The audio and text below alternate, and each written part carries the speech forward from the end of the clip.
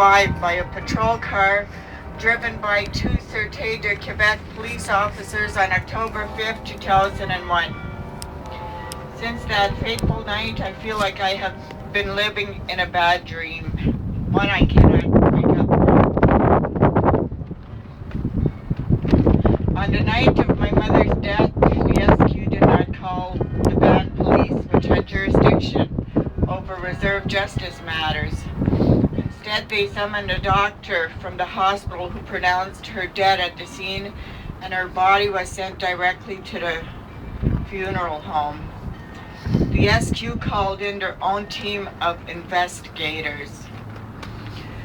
One of the investigators on my mom's investigation, it was the brother of the officer that killed my mother, was in charge of the investigation.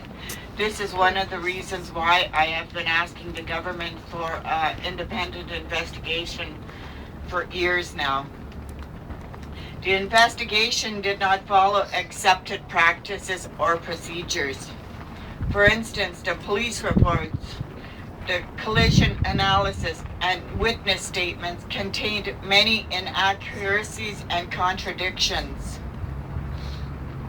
The most shocking part was that the on-scene investigation was conducted by the brother of the officer who struck and killed my mother. Another of the officer's brothers was also at the scene. This is an outrageous conflict of interest. In the days, months, and years following my mother's death, the police, who were supposed to be there to serve and protect us, were confrontational and refused to share information about the case or communicate with my family in English. And they treated me as a troublemaker because I wanted answers about my mother's death. Their secretive and self-serving actions have taken away what little faith I had in the police and justice system, leaving me with an ongoing mistrust of systems which have failed First Nations communities for generations. It is my belief that the actions of the police following my mother's death greatly breached her dignity and respect, and that of our entire family. I have been fighting for many years for a public review of the conduct of the police officers who struck and killed my mom. I believe an independent investigation is warranted in order to correct this miscarriage of justice and restore my mother's spirit. Only an investigation fully independent of the police can satisfy concerns that there is no bias in favor of the authorities and to ensure that the truth comes out. I just want to know what happened to my mother. I need honesty, transparency, and respect.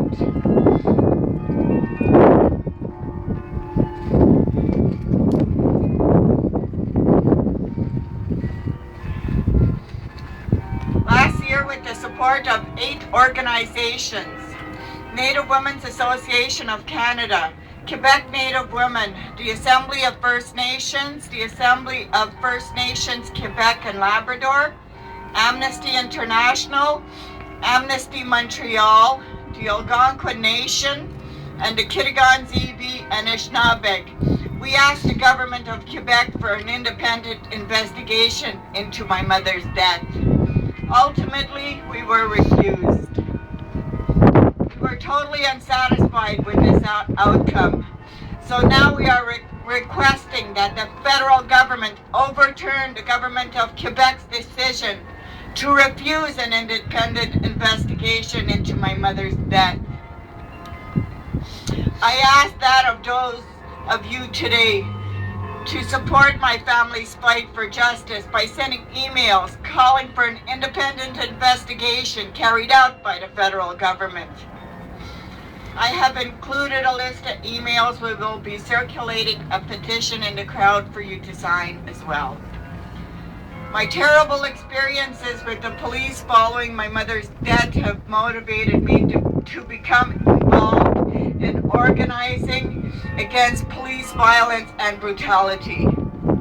I am not connected to other communities and families who have lost ones to state violence. I am not. Tonight at 7 p.m. and all day tomorrow, there is an open forum on police violence at the University of Ottawa. I will be speaking alongside with many others who have come to tell the story. I invite you all to come and listen and share. In addition to fighting for justice for my mother and for communities experiencing police violence, I have also been part of a movement for families of missing and murdered Aboriginal women across Canada. In 2005, after Amnesty's Stolen Sisters report came out, I reached out to the Native Women's Association of Canada Sisters in Spirit initiative for help and support on my journey for justice. The president of NWAC at the time was Beverly Jacobs. She has been a lead researcher on the 2004 Amnesty report, and I was hopeful that she would listen to me. Not only did she listen to me, she actively supported me, encouraged me, lobbied on my behalf, and introduced me to the other families who are going through the same struggles.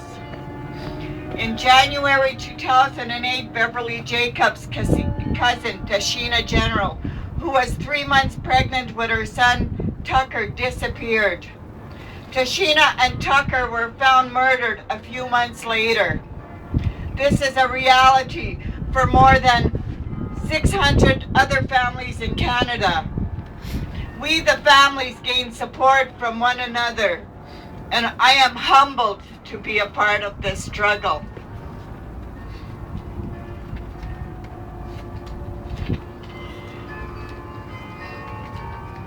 In 2006, I approached Sisters in Spirit with the idea of holding a vigil in Ottawa for all our missing and murdered loved ones. I wanted to bring the women's photographs to the center of power and decision-making in Canada, Parliament Hill. NWAC and Sisters in Spirit agreed, and the first annual Sisters in Spirit Vigil took place on October 4, 2006. There were 83 vigils across Canada and even in Niagara for the 5th annual vigil in 2010. We also worked to have Ottawa name October 4th Sisters in Spirit Day.